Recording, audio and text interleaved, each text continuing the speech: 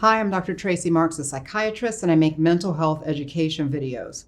Today I'm talking about antisocial personality disorder. When I first heard this name in medical school, I thought it meant that you didn't like to socialize or didn't like being around people, but it's far from that. Antisocial falls into the cluster B personalities. There are three clusters. Cluster A is the personality types that are odd or eccentric.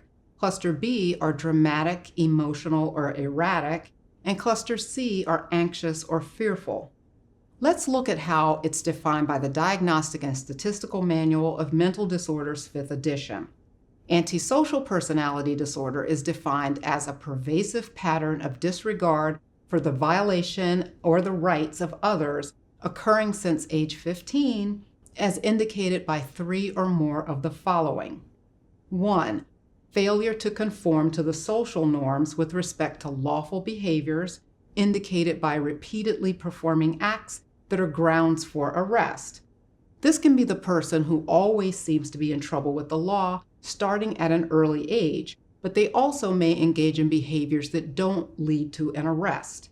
Some examples of this behavior would be destroying property, stealing, or getting involved in illegal ways to make money, even if you never get caught.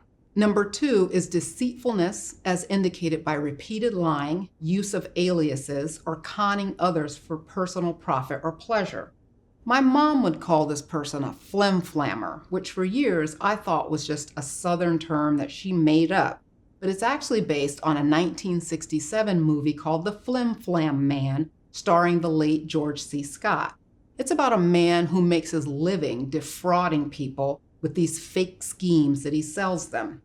Well, today, instead of flim-flammers, we call them scammers. And a lot of people will try and scam you. But with antisocial personality disorder, it's more than running a scam for profit. Your entire being is deceitful.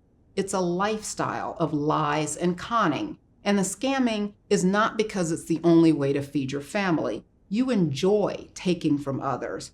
It's like playing a video game where you gain health points when you damage someone. Number 3 is impulsivity, or failure to plan ahead. This is a characteristic that is a part of many other disorders like ADHD, bipolar disorder, and even anxious people can pull the trigger on something before giving it enough thought. But with antisocial personality disorder, it takes on more of a tone of impulsive decisions that don't consider the negative impact to other people. In fact, the decisions usually hurt others, like suddenly changing jobs, or whimsically dropping a relationship, or walking away from an apartment lease and not paying the fee. Next is irritability and aggressiveness, as indicated by repeated physical fights or assaults. This can look like frequent bar fights or domestic abuse, including child abuse.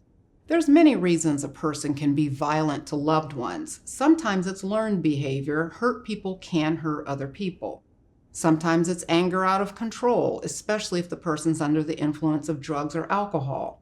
But with antisocial personality, because the person doesn't give much weight to the pain of another person, this kind of aggression can feel deserved. So there's not a lot of remorse about beating a weaker person because in their mind it feels justified because you didn't do what I told you to do, or you wouldn't stop talking when I told you I was trying to watch television. Number 5 is reckless disregard for the safety of self or others.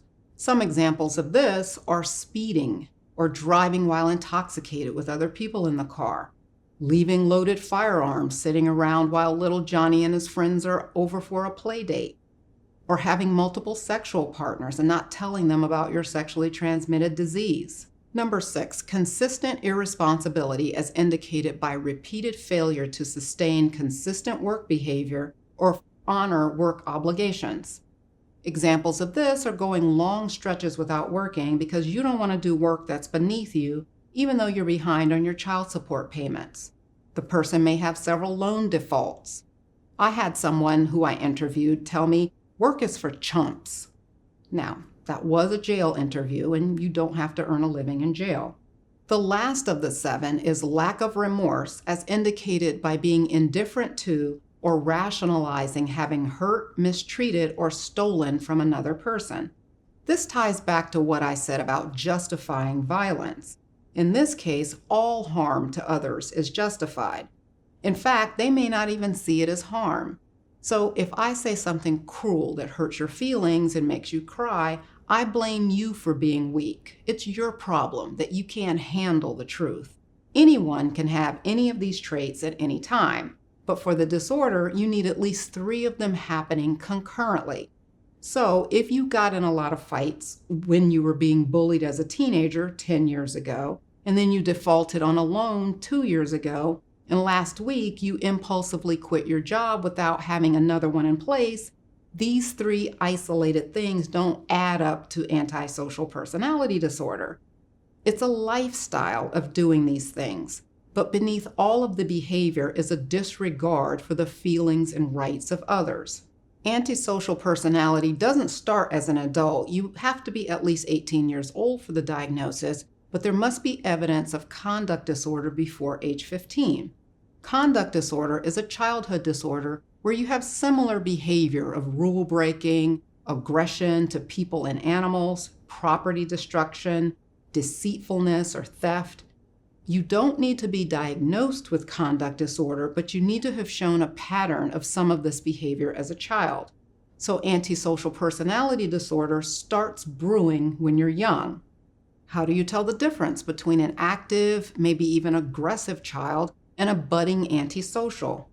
The childhood behaviors still have a cruelty aspect to them.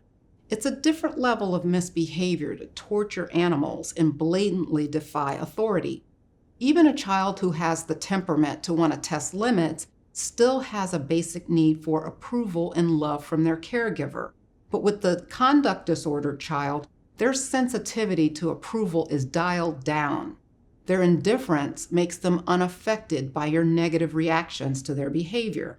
Antisocial personality disorder is not the same as psychopathy. Psychopathy is based on a construct developed by Harvey, Cleckley, and Robert Hare. The construct has mostly been used in criminal forensic populations to predict future violence and future offending. A full analysis of the differences between the two is beyond the scope of this video, but suffice it to say that psychopathy is antisocial personality disorder plus some other things. Most people with psychopathy are antisocial, but research shows that only 1/3 of the people with antisocial personality disorder meet the criteria for psychopathy. One key difference is based on a subfactor of the Hare Psychopathy checklist, and that's a parasitic lifestyle of using others.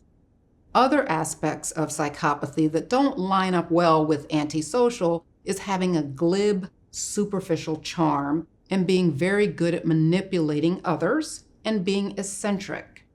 With antisocial personality, there's a heavy emphasis on behavior that doesn't conform to societal norms with the additional attitude of being indifferent to the needs of others. But psychopathy takes the interpersonal exploitation to a higher level. It's got more of a calculating, predatory nature to it.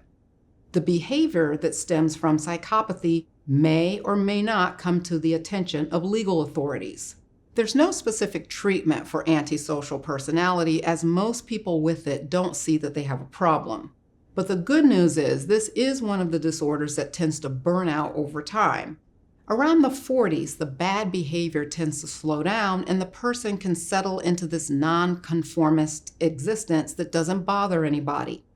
They don't become gentle and kind, they just stop offending people, and that's something. If you want more on the personality disorders, you can check out this playlist of my videos on other personalities.